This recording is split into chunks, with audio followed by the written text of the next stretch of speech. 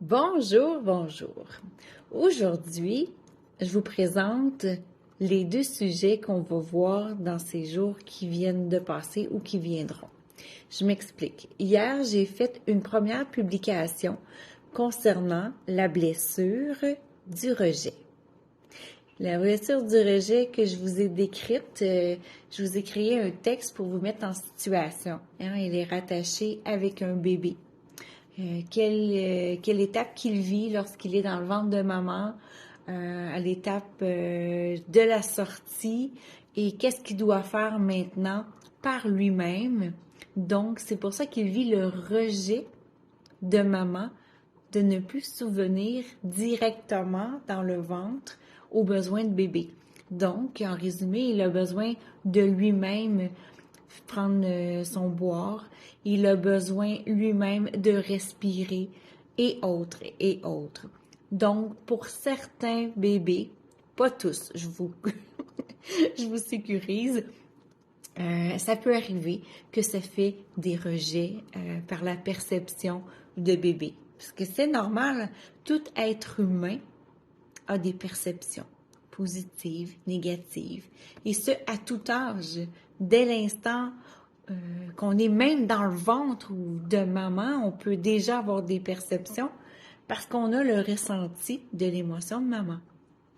Mais si on va au-delà de ça, à la naissance, on a la perception de qu'est-ce qui se passe, de notre entourage, d'apprendre à voir, à entendre, à respirer, à reconnaître qui est maman.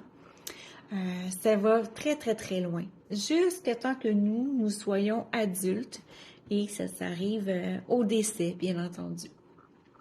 Et dans la deuxième partie que nous verrons demain, alors ça sera la blessure, de l'abandon. Alors l'abandon se vit principalement chez les enfants qui sont âgés entre 1 et 3 ans. Alors, la situation que je vais vous faire découvrir, c'est justement un enfant qui doit accueillir un nouveau-né, son petit frère ou sa petite sœur. Et bien sûr, il comprend pas que maman, elle est partie à l'hôpital. Il peut pas la voir pendant un certain nombre de jours. Quand elle revient, elle est fatiguée. Elle doit en plus prendre soin de bébé, de changer les couches, de donner le boire, de faire toute la belle routine qui inclut le nouveau-né. Lui, il comprend pas, là. Il y avait sa mère depuis tout le temps pour lui disponible. Et là, tout d'un coup, fling, maman est plus ben disponible. Et quand arrivera le temps de maman d'être disponible pendant que bébé dort, ben possiblement que maman voudra dormir. Alors lui, l'enfant, voyant enfin son moment à lui à être avec maman, possiblement qu'il y aura une déception. Et là, il vivra encore l'abandon. L'abandon, je te mets de côté pour privilégier. Vous savez, l'abandon et le rejet sont très, très, très, très proches. Qu'on se fasse ressentir abandonné ou rejeté, il y a une certaine similitude dans les émotions, dans tout ce qu'on peut vivre. Ce qui est important à retenir aujourd'hui, parce que je ne vais pas vous mentionner tout ce que j'ai écrit, ce qui est important à retenir, c'est que dans chacune des situations, il y a des choses qui arrivent, il y a des choses qu'on n'a pas vraiment d'impact direct qu'on peut faire dessus, mais souvent, on peut faire en sorte que les perceptions, que les émotions qui sont rattachées à des situations soient vécues différemment. Si jamais les gens sont conscients ou non conscients, qui ne voient pas l'importance d'agir envers des situations, mais c'est pour ça que je suis là.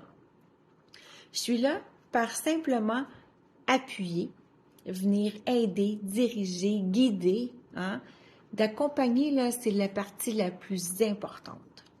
Alors, outre ça, si on voit que malgré toutes les techniques qu'on apporte, des choses comme ça, il n'y a pas le résultat escompté, bien sûr, il y a toujours le Reiki qui va venir faire en sorte d'éliminer les mémoires des blessures.